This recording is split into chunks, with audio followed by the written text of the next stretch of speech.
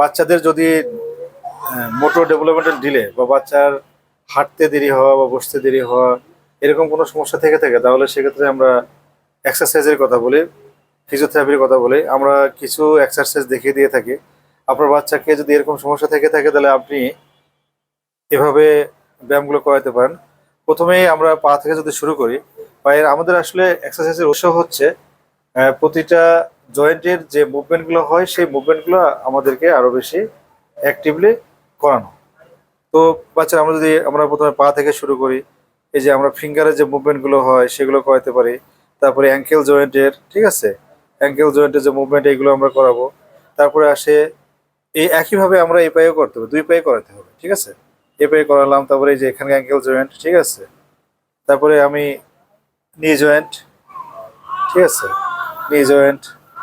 তারপরে আমরা হিপ জয়েন্টের মুভমেন্টগুলো করাতে পারি।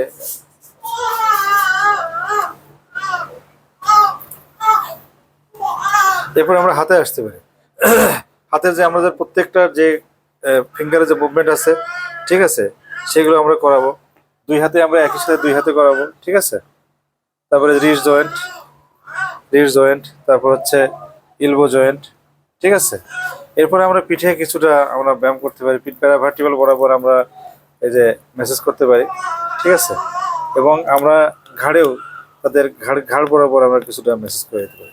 এভাবে প্রতিটা ব্যায়াম আমরা যদি 10 বার করে করাই এবং সকালে 10 বার, দুপুরে 10 বার, রাত্রে 10 বার, তাহলে দেখবেন যে আপনার বাচ্চার এই হাঁটতে শেখা বা বসতে শেখা এগুলোতে অনেক মানে ইমপ্রুভমেন্ট লক্ষ্য করা যায়। ঠিক আছে, ধন্যবাদ।